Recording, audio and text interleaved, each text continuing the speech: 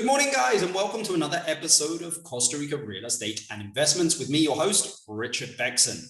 Actually, something interesting has happened. I didn't realize that the actual camera here on Zoom actually has a filter to make me look younger. So somebody told me that the other day that I look way too young. So I thought I'd take it off and you guys can see the real me, wrinkles and all.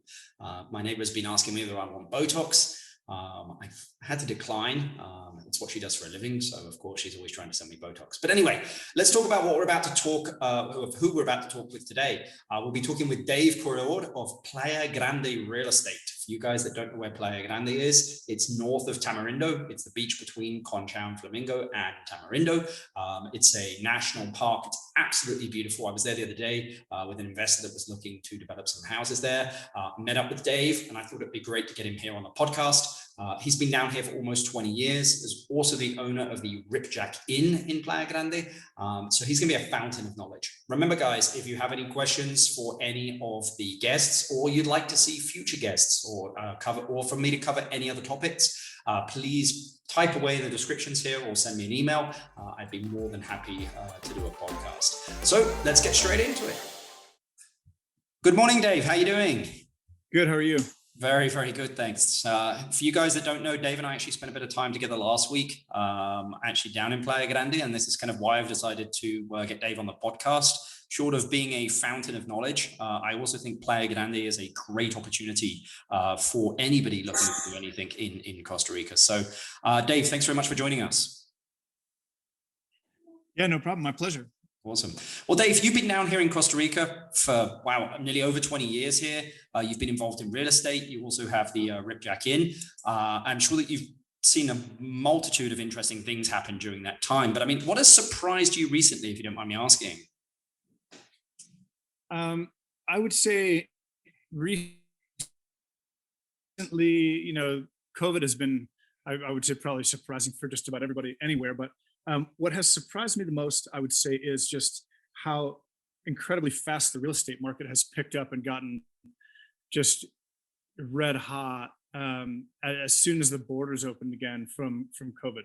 So, the borders were closed for some number of months and opened again on November 1st. And as soon as people started being able to come here again, the market has just been incredibly hot. I mean, things selling sight unseen and prices going up in all product categories. And I've been shocked by that.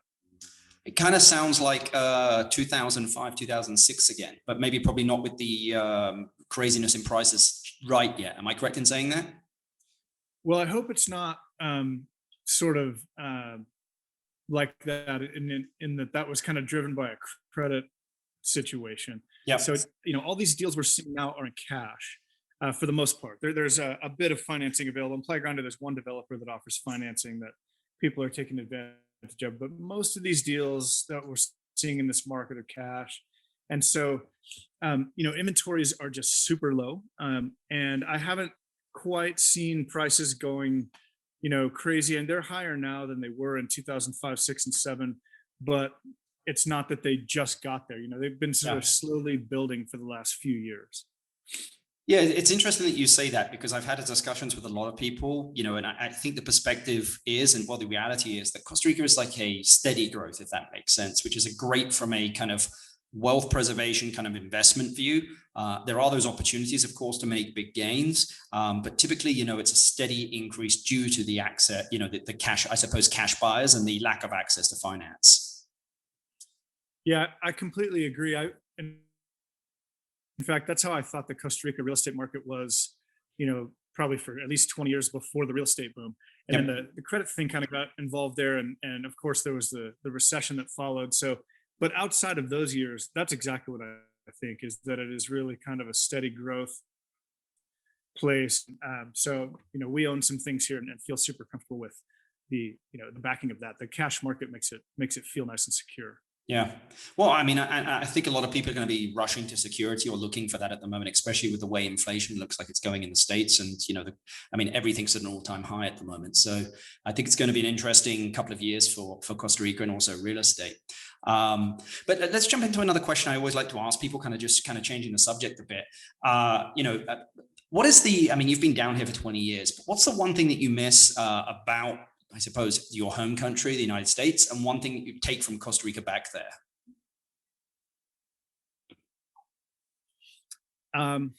One thing that I miss from my home country. So I grew up near San Francisco. So San Francisco is especially good place for good food and good wine. So I'd say we probably miss some of the wine, especially, and a lot of the food options, a lot of the different ethnicities of food. And in the Central Valley, I think there's a lot of selection. But out here at the beach, you don't see a whole ton of different ethnicities of food like Thai or even Chinese, Japanese, or Indian, stuff like that. So I miss that, I'd say. And what would you take? What if you were to move back to the States, what would you miss from Costa Rica, would you say?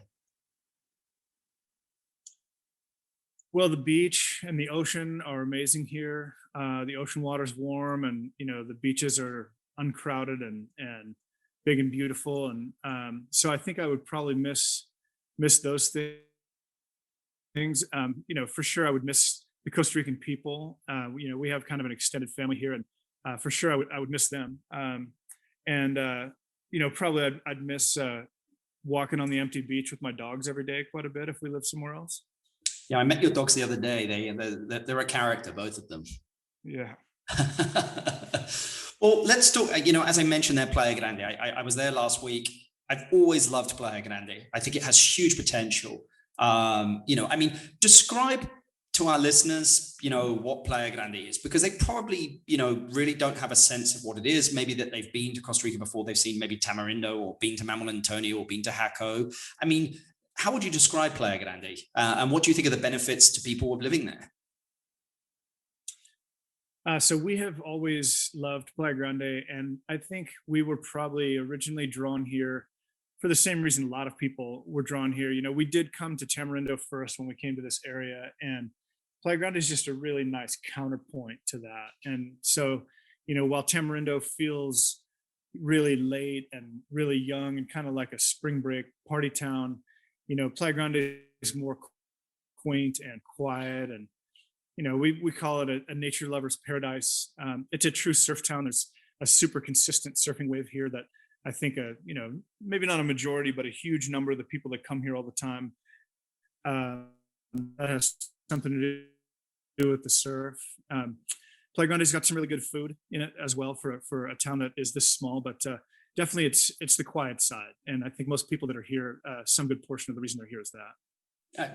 I completely agree. I think it has a very kind of, I would say, maybe Costa Rica kind of like, surf town kind of vibe to it. Basically what it used to be like, that's been the great thing about Playa Grande. It has not seen huge amounts of development. It's very natural, as you mentioned there, and also with the national park. In your opinion, why don't you think that, the area has seen, immense growth in both development and also prices? I think it's an easy answer. There has always been sort of a controversy about building next to a national park and a turtle beach, which Playa Grande is both. And Playa Grande is actually in between a national park mangrove and a national park beach. So construction in these kind of areas in Costa Rica just tends to be a little bit more complicated with environmental regulations and permitting and stuff like that. So here, there was an 8-year period where there were no new construction permits within 500 meters of the beach. And so, that was a massive break on progress. And so, during 2005, 6, and 7, there was a healthy number of constructions and prices did go up, and there was a lot of sales of land made. But those next 8 years, when this moratorium was in place, really put the brakes on all of that. And so, at the time, as a person who does real estate, it was a bit frustrating, with people not being able to make progress on projects and that type of thing. But as a person who lives here, and now as a person, sort of looking back on it, Playa Grande is great today because it didn't blow up like Tamarindo did in those same years. Tamarindo probably tripled in size during those 8 years that I'm talking about, to be honest. Yeah. Well, I think you make a great point there, which is that, for somebody looking, I think, for more of a natural setting in Costa Rica, in kind of a surf town, I think Playa Grande is a great option. If you were to make an investment in Playa Grande, which, you already have, What would it be? I mean, for anybody, that's looking to make an investment, because a lot of people that I speak to, Dave, are looking to both kind of potentially, I want to make an investment, but I also kind of want to use it to an extent. I mean, describe what you're seeing or what you think would work in Playa Grande. Well, back to this construction permitting slowness and the moratorium that was in place for a number of years there, that what that kind of means is that as demand to be here has grown and as tourism to this area has grown, the supply of houses really has not very much during those same years. And so I would say as an investor that, to take something that is plentiful, which is empty land, and turn it into something which is more rare, which would be an existing home, would be the way to go. So I would say buying a lot and building a house on it. Today the inventory of existing homes to buy in Playa Grande is near zero. There's probably about 300 homes in Playa Grande, and as of today, I would say there's 5 or less on the public market for sale, and Wow. and of those 5, most of them have some kind of a significant flaw that keep them on the market. So just kind of supply and demand. Take something that is in great supply and turn it into something that is in great demand is what I would do. I think that's great. That's great feedback. I mean, what would you actually build on that land? Say that because you're probably typically looking at, what land sizes anywhere from 800 to 1,500 square meters. Am I correct in saying that, Dave? Or maybe up to 5,000 square meters, I'd say, sorry. Yeah, right next to the beach. Right next to the beach, the lots are an average of 800 or 900 square meters. As you move away from the beach a little bit and into some areas where there's ocean views and slightly more rural feeling areas, then you do get into a lot of the 5,000 square meter sizes. So there's a range, but the neighborhoods that are right next to the beach are really 800 to maybe 1,600 square meters, but most of them 800, 900, 1,000 square meters lot size.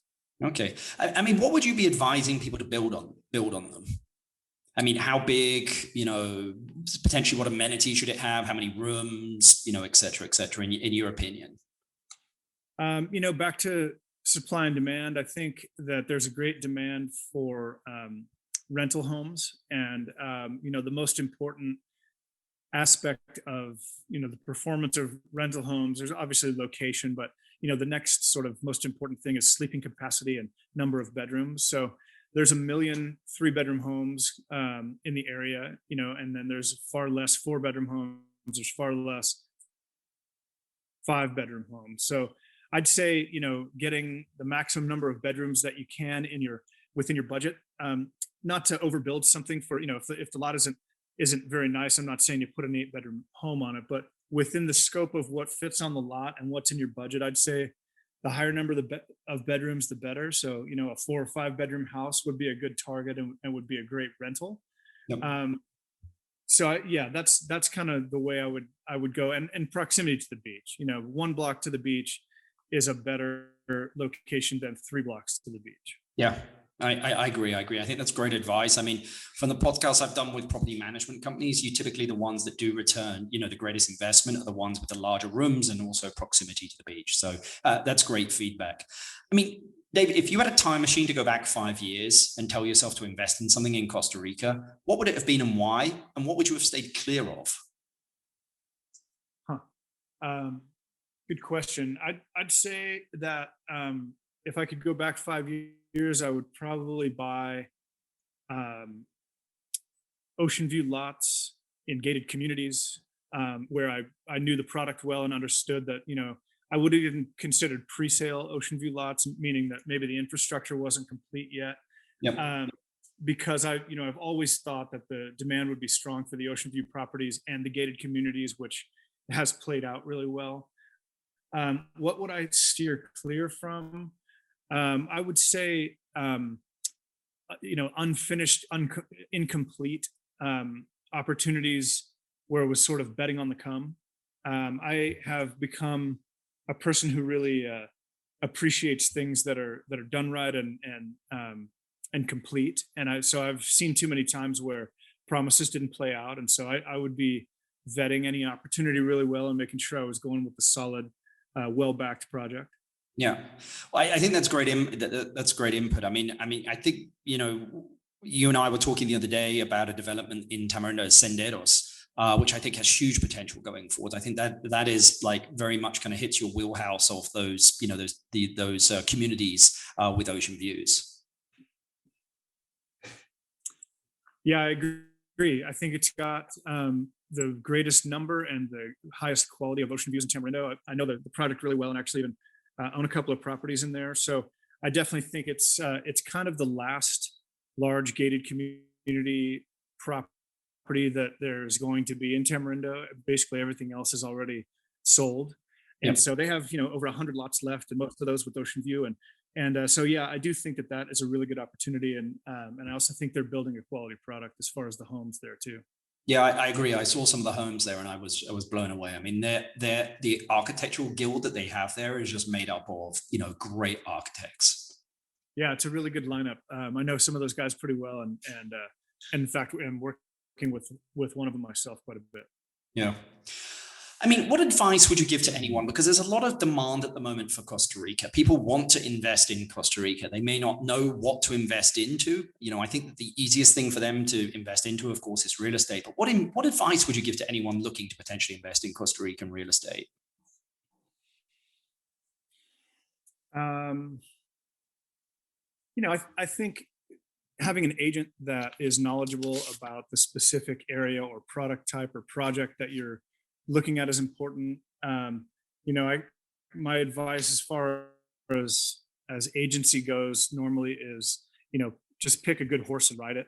Just have a relationship with somebody where they know that you're going to work with them, and so it's worth it for them to spend their time with you, and as opposed to just kind of playing roulette with agents and hoping that somebody shows you a special opportunity, because without truly being represented, you really want somebody's fiduciary responsibility in conjunction with market knowledge and stuff like that. You really want somebody who's truly on your team and representing your best interest. Yeah, I think that's great advice, Dave. I really do. And I mean, I think, especially making sure that you've got someone that's really local as well, will give you an insight into the market and also kind of pricing in the area, and, what rents, what doesn't. And I mean, you've just shown that here on, just your knowledge of Playa Grande, and also the Tamarindo area is, I know it's very deep and very wide. So I completely agree. I mean, Dave, you're seeing a lot of people at the moment. I mean, and I always like to ask people this. But where do you believe the gap in the real estate market is at the moment? I mean, we mentioned, they're the kind of the 4 or 5 bedroom houses. Maybe it's just that's the gap. But I mean, anything else that you think that there is an opportunity?